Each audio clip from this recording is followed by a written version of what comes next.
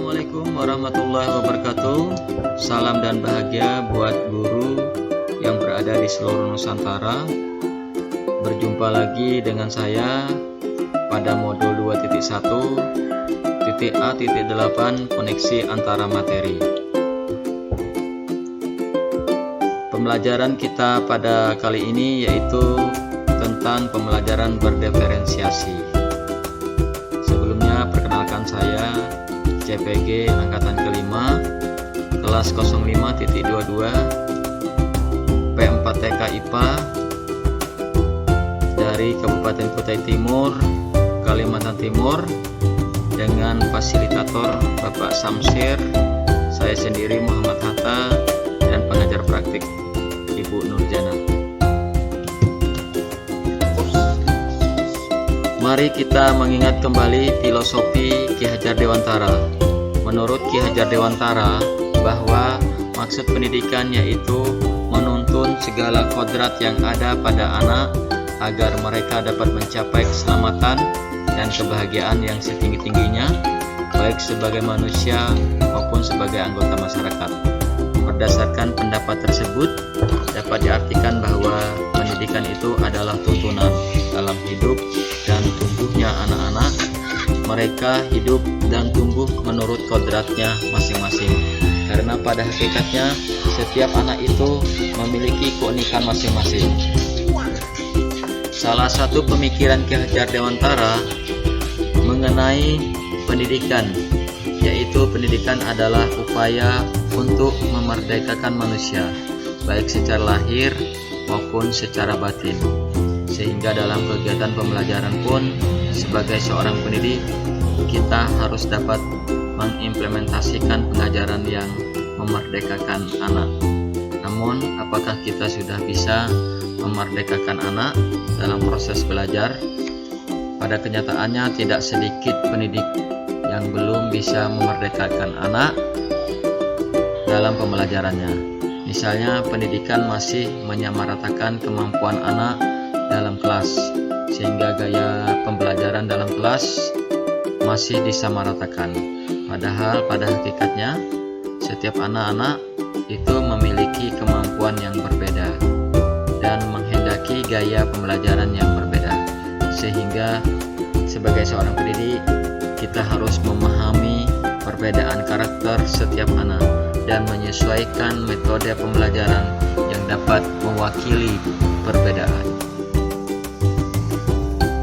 Kemudian apa yang berubah dalam pemahaman kita?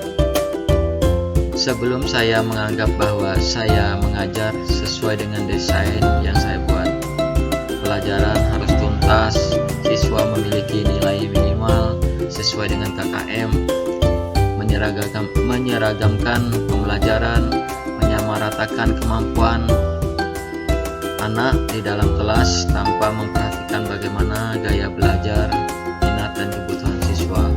Ternyata setelah saya belajar pembelajaran berdiferensiasi, saya menyadari bahwa setiap anak itu memiliki kemampuan yang berbeda-beda serta memiliki kebutuhan dan minat yang berbeda pula. Hal ini berpengaruh pada penilaian siswa. Pemahaman dan implementasi pembelajaran berdiferensiasi. Setelah saya mengetahui tentang pembelajaran berdiferensiasi, maka saya perlu menerapkan pembelajaran berdiferensiasi, mulai dari memetakan siswa sesuai dengan gaya belajar, baik itu auditorinya, visual maupun kinestetiknya, serta minat belajar siswa untuk menciptakan suasana belajar yang menyenangkan, seperti membuat media yang beragam sesuai dengan kebutuhan siswa. Kemudian, setiap kegiatan itu pasti ada tantangan. Saat mengimplementasikan pembelajaran yang berdiferensiasi, bukan suatu hal yang praktis, spontanitas akan berubah. Tidak, pelan-pelan akan kita benahi semuanya. Terutama pola pikir kita harus ada yang berubah. Karena selama ini, kebiasaan-kebiasaan sebelumnya sudah terlanjur melekat dan belum mengetahui apa itu pembelajaran berdiferensiasi. Untuk itu perlu keberagaman siswa itu merupakan tantangan bagi saya. Bagaimana akhirnya saya bisa mendiferensiasikan pembelajaran, baik konten, proses, maupun produk. Perubahan yang saya lakukan secara bertahap untuk mewujudkan kebutuhan siswa. Apa itu pembelajaran berdiferensiasi? Pembelajaran berdiferensiasi adalah usaha menyesuaikan proses pembelajaran di kelas untuk memenuhi kebutuhan siswa. Adapun ciri-ciri pembelajaran berdiferensiasi, pertama, tujuan pembelajaran yang didefinisikan secara jelas. Artinya, tujuan pembelajaran harus dijelaskan kepada murid, agar murid mengerti maksud dan tujuan pembelajaran tersebut. Kemudian, guru menanggapi atau merespon kebutuhan belajar murid. Artinya, guru menyesuaikan kebutuhan murid, apakah perlu menggunakan media, cara, peralatan yang berbeda, dan sebagainya. Kemudian, manajemen kelas yang efektif. Artinya, guru melakukan pembelajaran yang terstruktur agar pembelajaran di kelas berjalan efektif. Lingkungan belajar yang mengundang murid untuk belajar. Artinya, guru memastikan setiap murid di kelasnya tahu akan selalu ada dukungan untuk mereka di sepanjang proses belajar mereka. Misalnya, menciptakan media yang beragam, menciptakan suasana yang menyenangkan, dan sebagainya. Kemudian penilaian berkelanjutan. Penilaian formatif menjadi acuan guru, mana murid yang masih kurang, sedang, ataupun murid yang sudah menciptakan tujuan pembelajaran. Ada 3 strategi pembelajaran berdiferensiasi. Yang pertama, diferensiasi konten. Diferensiasi konten yaitu menyediakan berbagai sumber kebutuhan murid sesuai dengan materi pembelajaran yang akan diberikan berdasarkan kesiapan, minat, dan profil belajar siswa. Misalnya, menyediakan buku bacaan, artikel, poster, video, dan lain sebagainya. Kemudian yang kedua, diferensiasi proses.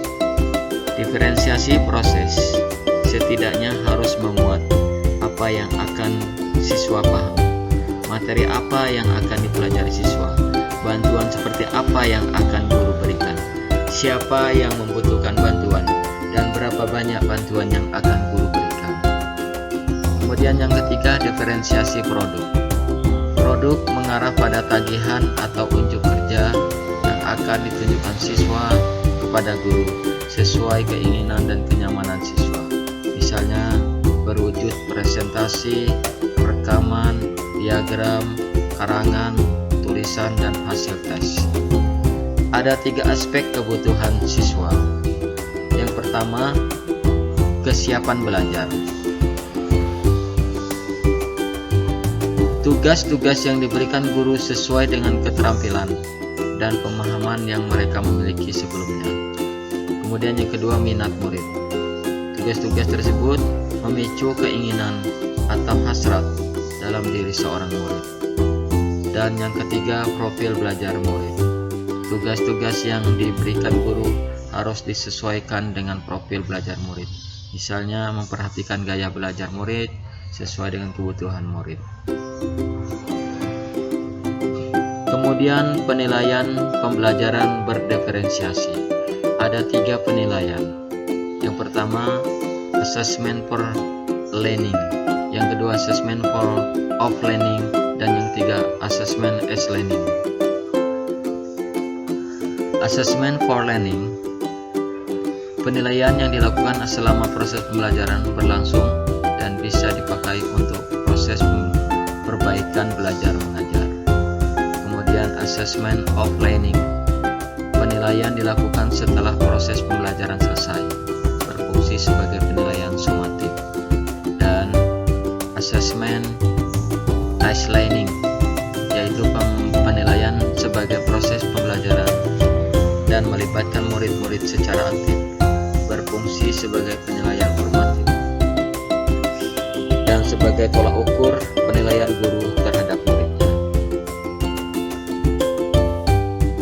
Kemudian marilah kita mengkoneksikan antara materi, yaitu pada modul 1.1 Filosofi Ki Hajar Dewantara, kemudian nilai dan peran guru penggerak, visi guru penggerak, budaya positif, dan akan kita koneksikan dengan pembelajaran berdiferensiasi. Yang pertama, koneksi antara materi Filosofi Ki Hajar Dewantara dan pembelajaran berdiferensiasi.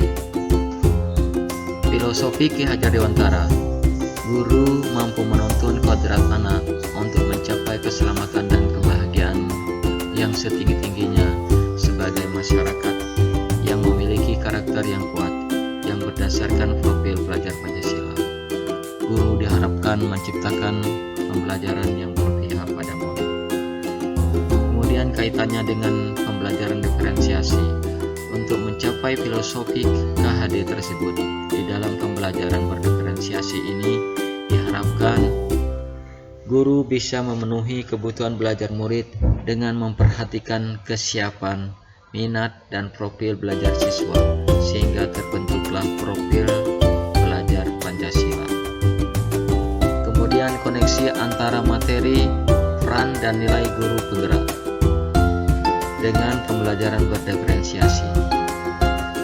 Peran dan nilai guru penggerak. Nilai guru penggerak misalnya mandiri, reflektif, kolaboratif, inovatif, dan berpihak pada murid. Sedangkan peran guru penggerak yaitu menjadi pemimpin pembelajaran, menjadi coach bagi guru lain, mendorong kolaborasi, mewujudkan kepemimpinan murid, dan menggerakkan komunitas praktis. Kemudian koneksinya dengan pembelajaran berdiferensiasi. Untuk mewujudkan peran dan nilai guru penggerak tersebut di dalam pembelajaran berdiferensiasi ini diharapkan guru bisa memenuhi kebutuhan belajar murid dengan mampu berkolaborasi dengan siswa, menciptakan hal-hal yang baru, serta bisa menjadi coach bagi guru lain dan mampu menjadi pemimpin pembelajaran di kelas. Selanjutnya, koneksi antara materi, visi guru penggerak, dan pembelajaran berdiferensiasi. Visi guru penggerak harus mampu mencerminkan nilai dan peran guru penggerak dalam mewujudkan profil pelajar Pancasila, mengelola perubahan yang positif. Visi saya mewujudkan sumber daya manusia yang mandiri, inovatif, berkarakter, dan profil pelajar Pancasila. Kemudian kaitannya dengan pembelajaran berdiferensiasi. Untuk mewujudkan visi guru penggerak tersebut di dalam pembelajaran berdiferensiasi ini diharapkan guru bisa memenuhi kebutuhan belajar murid dengan mampu menciptakan lingkungan belajar yang nyaman, yang mengundang minat belajar siswa dengan memperhatikan profil belajar siswa, sehingga terbentuklah karakter yang mencerminkan profil belajar Pancasila. Selanjutnya, koneksi antara materi, budaya positif, dan pembelajaran berdiferensiasi. Budaya positif akan menciptakan rasa aman dan nyaman pada siswa selama proses pembelajaran berlangsung. Guru diharapkan mampu menciptakan budaya positif di sekolah melalui disiplin positif, posisi kontrol sebagai manajer, membuat keyakinan kelas, dan menerapkan segitiga restitusi sehingga terwujudlah profil pelajar Pancasila. Kemudian kaitannya dengan pembelajaran diferensiasi. Untuk mewujudkan budaya positif tersebut di dalam pembelajaran berdiferensiasi ini diharapkan guru bisa memenuhi kebutuhan belajar murid dengan mampu menerapkan keyakinan kelas bersama murid dan menjalankan segitiga restitusi untuk permasalahan di kelas sehingga segala kebutuhan siswa dapat terwujud. Kesimpulan, pembelajaran berdiferensiasi merupakan kunci pembelajaran yang berpihak pada murid atau memanusiakan manusia. Hal ini sesuai dengan filosofi Ki Hajar Dewantara.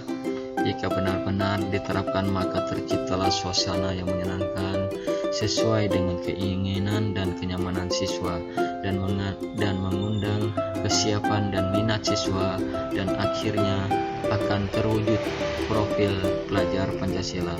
Nah, itulah kesimpulan kita dari pembelajaran berdiferensiasi. Sebelum saya menutup materi ini, izinkan saya untuk berpantun. Semua kucing bentuknya sama, yang membedakan itu jenisnya. Marilah kita belajar berdiferensiasi bersama agar tercipta profil pelajar Pancasila. Terima kasih, salam dan bahagia.